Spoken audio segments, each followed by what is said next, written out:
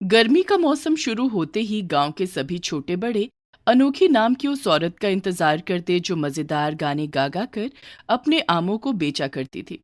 और इस बार भी अनोखी की वो अनोखी अदा आम बेचने के लिए गांव वालों को दिखा रही थी। मीठी अमिया की टोकरी, मीठे मीठे लाल रसीले अनोखी के बाग से टूटे भर भर ले जाओ। जो पहले आएगा उसी को मिलेगा मेरे बाग के आमों के साथ उसकी गुठलियों का दाम। एक बात बता अनोखी, तेरे आमों में कुछ खास नहीं होता, बस तेरे बेचने का अंदाज बड़ा अच्छा है। ऐसे कैसे कह रही हो बूढ़ी काकी, तुम्हारे तो दांत भी नहीं है, फिर तुम क्या जानो मेरे आमों का स्वाद। इतने मीठे रसीले आम हैं जो खाएगा एक बार वो खाएगा बार बार। और यकीन ना हो तो काट कर देती हूँ, देखो बगैर दांतों के भी तुम कितने आराम से खा लोगी। अच्छा अच्छा, इतनी तारीफ कर रही है, जरा ही काम खिला। अनोखी अपनी टोकरी में रखे चाकू को उठाती है और आम से टुकड़े करके बुढ़िया को खाने के लिए दे देती है। भरी गर्मी में रसीले ठंडे मीठे आमों का मजा वो स्वाद भर भर कर खाती है और फिर अपने परिवार के लिए भी ले लेती है। देखा काकी, मैंने कहा था ना, जो खाए एक बार वो खाए बार बार। सच कहा तूने, तेरे आमों जैसा स्वाद वैसा तो कहीं भी नहीं है। अनोखी अपनी टोकरी उठाकर दूसरी जगह निकल जाती है। तभी वो एक उदास बच्चे टिंकू को घर के बाहर बैठा हुआ देखती है। अरे, तुम तो सुखिया के बेटे लग रहे हो, क्या हुआ, इस तरह उदास क्यों बैठे हो? हाँ, और एक साल में तुम तो बहुत बड़े हो गए। हाँ अनोखी दीदी, आप बिल्कुल सही कह रही हो। इन कुछ दिनों में मैं बहुत बड़ा हो गया हूँ। अब तो मुझे अपने परिवार की चिंता होने लगी है। माँ का ख्याल कैसे रखूंगा और आगे पढ़ाई कैसे करूंगा। ले भला, इसमें इतना सोचने की क्या बात है, सुखिया है तो घर चलाने के लिए। बाबा का निधन तो पिछले महीने हो गया। अब घर में सबसे बड़ा मैं हूँ और मुझे समझ नहीं आ रहा मैं ऐसा कौन सा काम करूं जिससे मेरे परिवार को खुशियां मिल सके। सुखिया के निधन की खबर सुनकर अनोखी को बड़ा दुख होता है। वो उस बच्चे के पास बैठ जाती है और उसे आम खाने के लिए देती है। नहीं नहीं दीदी, मुझे काम चाहिए। इस तरह भीख नहीं मांग रहा मैं। तुम तो गांव गांव घूमती हो, कहीं पर मुझे भी काम पर लगा दो। ज्यादा सोचने की जरूरत नहीं है, पहले ये आम खा और ये बचे हुए आम अपने घर पर दे दे। और अगर तुझे लगता है कि घर का गुजारा करने के लिए तुझे काम की जरूरत है, तो कल तू दूसरे गांव मेरे पास में आ जाना, वहां तू मेरे बाग के आमों की रखवाली करना। ये सुनकर वो बड़ा खुश हो जाता है। अनोखी दो आम उसे काट कर खाने के लिए देती है और पूरा टोकरा घर के लिए दे देती है। माँ देखो, अनोखी दीदी ने कितने सारे आम दिए हैं और कह रही थी कि कल मैं उनके पास उनके बगीचे में उनसे मिलने के लिए जाऊं। शायद मुझे वहां काम मिल जाए। ये तो बहुत अच्छी बात है बेटा, तुम समय से निकल जाना। अगले दिन सुबह सुबह टिंकू अनोखी से मिलने के लिए उसके बगीचे में पहुंच जाता है। अनोखी एक पेड़ पर चढ़कर आम तोड़ रही थी। अरे, अनोखी दीदी वहां पर चढ़कर आम तोड़ रही हो? वो तो तुम नीचे से भी तोड़ सकती थी। तुम्हें कुछ हो जाएगा तो?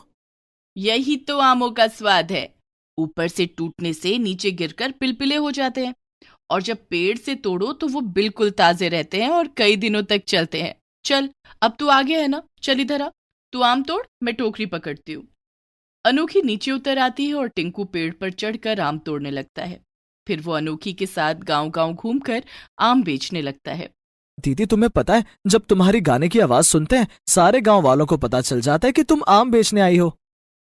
जानती हूँ, तभी तो मैं भी खुशी खुशी आम बेचने के लिए आती हूँ।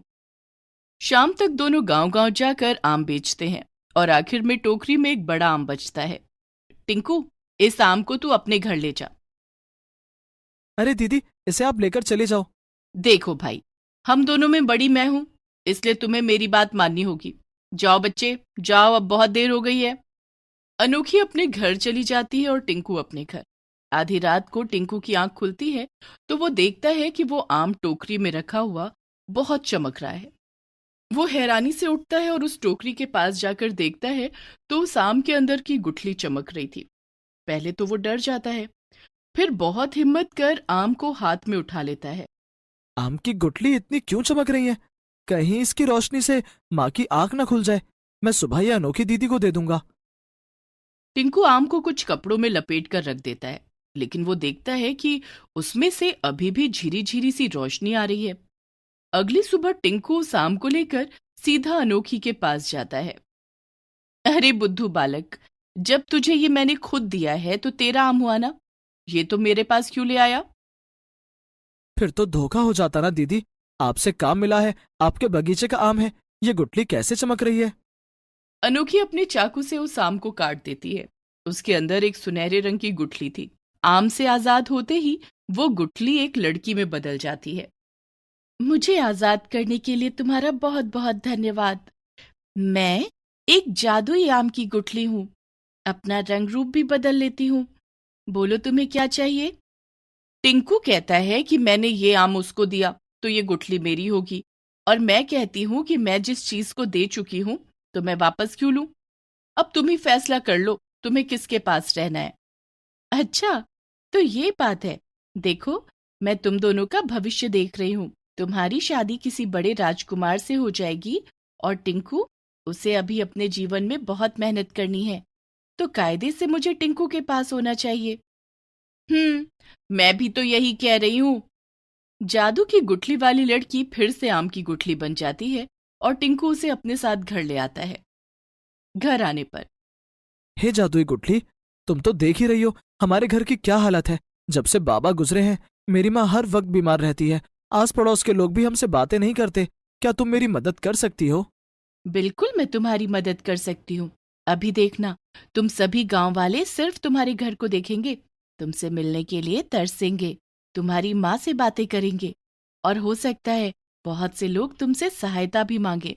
मेरे घर जो भी सहायता के लिए आएगा, मैं उसे कभी खाली हाथ नहीं भेजूंगा, क्योंकि मैं जानता हूँ कि जब सहायता की आवश्यकता हो और कोई साथ ना खड़ा हो तो कितना बुरा लगता है।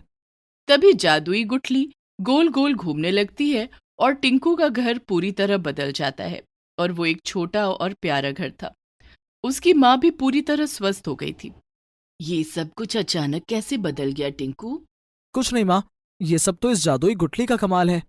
अभी टिंकू अपनी माँ को ये सब बता ही रहा था कि तभी उसके पड़ोस में रहने वाला हरिया उनकी बातें सुन लेता है, और वो मन ही मन सोचता है कि इस टिंकू के पास तो सब कुछ हो गया है, मेरे पास भी होना चाहिए। मुझे ये गुठली चुरानी ही होगी। रात होते ही वो टिंकू के घर में धीरे से खिड़की खोलकर घुस जाता है और टेबल पर रखी हुई उस जादुई गुठली को उठाकर अपनी जेब में डालने लगता है कि तभी जादुई गुठली वहां उस पर ढेर सारे सांप छोड़ देती है, और टिंकू अपनी माँ के साथ इतने सारे सांप को देखकर कूदने लगता है। तुम दोनों को घबराने की कोई जरूरत नहीं है। ऐसे चोर उचक्कों से मैं अच्छी तरह से निपटना जानती हूँ। मुझे माफ कर दो, मुझे माफ कर दो टिंकू। भाग जा यहाँ से, और आइंदा कभी अपनी शक्ल मत दिखाना। जादुई गुठली टिंकू के लिए एक बड़ा सा आम का बगीचा तैयार करती है, जिसमें अगले दिन से ही फल आने शुरू हो जाते हैं। ये देख टिंकू और उसकी माँ बहुत खुश होते हैं। जादुई गुठली की मदद से सारे आम तोड़कर टिंकू बाजार में बेच देता है। तुम भी कहते होगे ना, एक जादुई गुठली मुझसे मेहनत करा रही है। लेकिन टिंकू, मेरी एक बात याद रखना, चाहे कितनी भी जादू की चीजें मिल जाएं, जब तक तुम उन्हें संभाल कर नहीं रखोगे और मेहनत नहीं करोगे, कोई भी चीज तुम्हारे पास ज्यादा दिन नहीं रुकेगी। मैं जानता हूँ तुम्हारे पीछे का क्या मतलब है। मैं भी मेहनत करना चाहता हूँ, पर तुमने कहा था कि अनोखी दीदी की शादी एक राजकुमार से होगी। पर कैसे? कल वो अपने बगीचे में एक राजकुमार से मिलेगी, और उसी से उसकी शादी धूमधाम से होगी, और तुम्हें पता है, उसका कन्यादान तुम करोगे। ये सुनकर टिंकू बहुत खुश होता है, और अगले दिन अनोखी बाग में आम तोड़ रही थी कि तभी वो अचानक से पेड़ से गिर पड़ती है, और तभी वो देखती है कि एक सफेद कपड़ों वाला राजकुमार उसे पकड़कर खड़ा हुआ है। तभी जादुई गुठली और टिंकू भी वहां पर आ जाते हैं, और जादुई गुठली कहती है कि यही वो राजकुमार है जिससे अनोखी की शादी होगी। कुछ दिन बाद अनोखी की शादी उस राजकुमार से हो जाती है। टिंकू छोटा भाई बनकर उसका कन्यादान करता है और पूरे गांव को भोजन कराता है, और सभी कहते हैं कि अनोखी और टिंकू की जोड़ी तो ऐसी जोड़ी है हाथ ही हाथ को धोता है, बिल्कुल वैसी। और फिर कुछ समय बीत जाता है। टिंकू अब बहुत बड़ा व्यापारी बन चुका था। गांव के बहुत से लोग टिंकू के पास काम करने आते थे। और जैसा कि जादुई गुठली ने कहा था कि यदा कदा उसके पास सहायता के लिए भी लोग आएंगे, पर टिंकू कभी किसी को अपने घर से खाली नहीं भेजता। और उधर जादुई गुठली की मदद से अनोखी भी अपने घर संसार में रच बस जाती है। राजकुमार थोड़े दिनों में अपने राज्य का राजा बन जाता है और अनोखी वहां की रानी।